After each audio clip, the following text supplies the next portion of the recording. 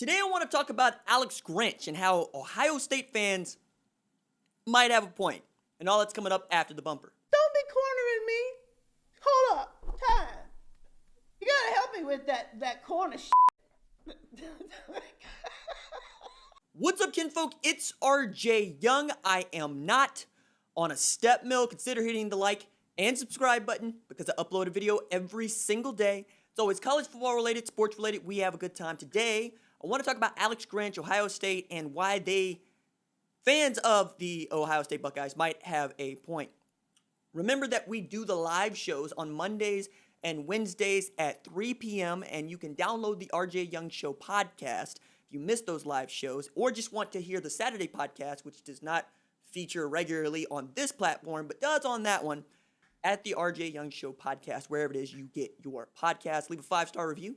If it's a positive review or if it's a question, I will get to it on the live show. All right, so following Oklahoma absolutely putting feces on the bed against Kansas State in a 38-35 loss as the number 3 team in the country at Owen Field, Ohio State fans were in my mentions. And they were in the comments of the recap video, for which you can go check that out. But Ohio State fans have been very, very clear on how they feel about Alex Grinch for a very long time, because they associate Alex Grinch with the 2018 season, which is a season in which they could not stop anybody. Now, Greg Schiano was the play caller and the defensive coordinator, but Alex Grinch was the secondary safeties coach, and they give him a lot of responsibility as to why that secondary was so bad. Add to this, Ohio State bills itself as DBU, and it has claim to the throne, right? When you take a look at the number of draft picks that they have had at defensive back, and particularly in the first round the last 4 years, you get to see why they're so proud of their secondary play at the corner and safety positions, and they weren't good in 2018. And there was no more clear example of this than 49-20, which is score. Purdue beat Ohio State 49-20. Rondale Moore had himself a day. Didn't matter that Dwayne Haskins passed for 470 yards. They still got beat like they stole something because they could not stop anybody. Greg Schiano gets the boot.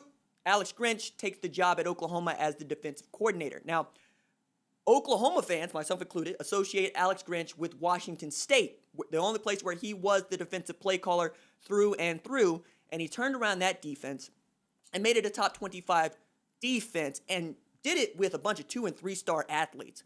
The most famous of which is Hercules Mataafa, who was 6'2", 254 pounds, and played defensive tackle, and was a consensus All-American at Washington State, playing that position at that weight. Takes the job at Ohio State. It doesn't go so well. Comes to Oklahoma. Now, Ohio State fans only have their impression of him because, well, that's what he did when he was there. But Oklahoma fans, myself included, like Grinch, and particularly like the direction that he has chosen to go with the defense. And that's in large part because we're coming off of Mike Stoops. 7 years of Mike Stoops. And it's added to this frustration for Oklahoma fans because Brent Venables was the defensive coordinator at Oklahoma. Bob Stoops brought in his brother to coach alongside him. Was going to make him co-defensive coordinator with Brent Venables. The thought was Venables didn't want to be second fiddle to Mike Stoops again, so he took a job at Clemson. Venables, for his part, says that's not the case. I just wanted to do something else. I wanted to do something different. Took the job at Clemson, is very happy at Clemson, is the highest paid defensive coordinator in college football, and has national championships to show for it. Oklahoma has been bad defensively, more or less since Venables left, with some pockets of good in there. And I mean that from a season standpoint too, not just good games. So Grinch comes in, and the defense goes from being the worst in the Power 5 to being, not the worst in Power 5, but certainly not the best, and certainly not, average. Thinking that this year, in year 2, was going to be a magic year for him, we're all very high on what he could achieve, particularly with this set of players that he has, because the one thing that you could say Oklahoma does that Washington State doesn't is recruit well. Ohio State fans be like, you think we don't recruit well too? Yeah, I'm getting to that.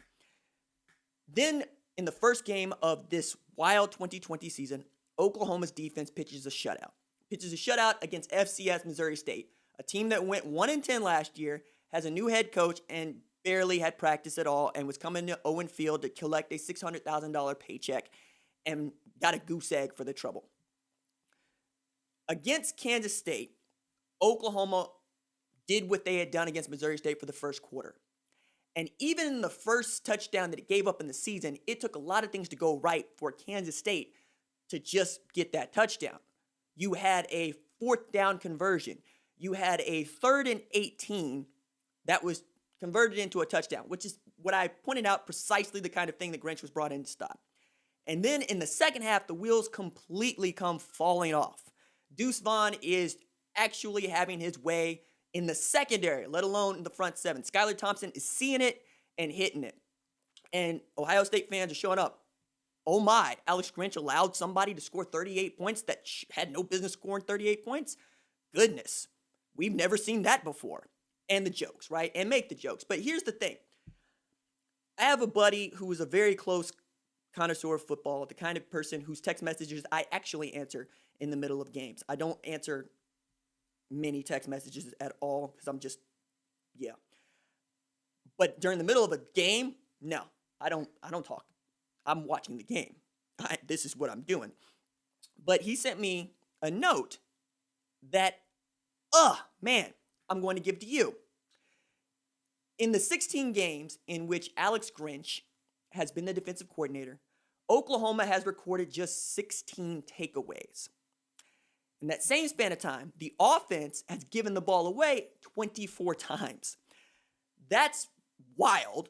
Number one, because Oklahoma is so good offensively. It has led the league led the nation or been number 2 in the nation in yards per play for like the entirety of the Lincoln Riley era. You know Oklahoma can move the ball, and you would say that those giveaways, interceptions, fumbles are the price of doing business when you're going to put up 48 a game. Okay. But you also need to be able to play defense. And taking a look at Kansas State, if Oklahoma does not give the ball away 3 times, Kansas State does not win that football game. But more to the point, if Oklahoma could have managed a takeaway, Kansas State probably does not win that football game. Grinch came to Oklahoma with the idea that he wanted his defense to prioritize takeaways above all else. Turnovers. That's what defense is about. Taking the ball away from their offense and giving it to our own. Rinse, repeat. He came to the idea that 24 takeaways equaled 9 wins no matter what the offense did. Didn't matter if the offense was good or bad. If you could get 24 takeaways in a season, you were going to win at least 9 games in a 12-game season. As you very well know, Oklahoma has not achieved 24 takeaways in one season in quite some time, and certainly not in the first year of the Alex Grinch era. More to that Oklahoma's given away the ball 24 times in 16 games tells you a lot, but this year, Grinch said that he wanted 26 takeaways from his defense in a 10-game season. That's from his players. They got 1 against Missouri State. So they have 1 in 2 games in 2020. If you're going to prize turnovers above all else, you have to get turnovers above all else. And Grinch has been very pointed in the criticism being of him. This has been a failing of mine. We have been here long enough to have instilled the kind of play that we want from our players, and we're just not getting it. And that's a failing of me as a coach, is what he would say.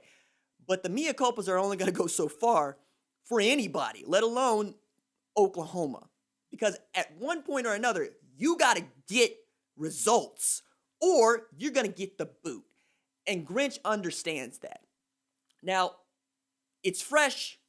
The wound is very much open and it is still bleeding, but it is important to keep in the back of your mind what Alex Grinch has done since leaving Washington State in 2017 and what he expected to do when he took this job at Oklahoma. And then add to this, who else would you get? All right, that's it for me. Deuces.